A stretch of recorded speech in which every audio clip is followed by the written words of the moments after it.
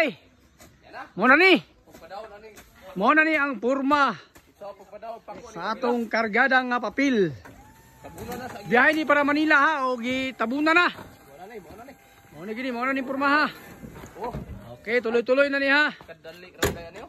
Ang biyahe ni from Digo City to Manila City.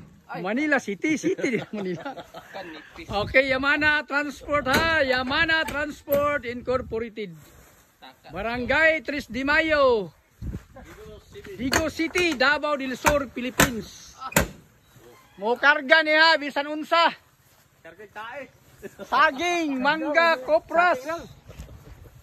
Karga bisan unsa, basta na ay kalsada, biyahe ni sila.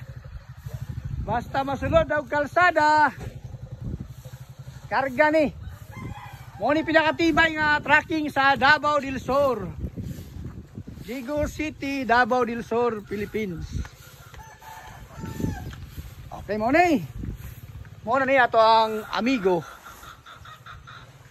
Ang Yamana Transport Incorporated. Okay, daghang salamat. Daghang salamat mga amigo. Gibaksa na. Okay.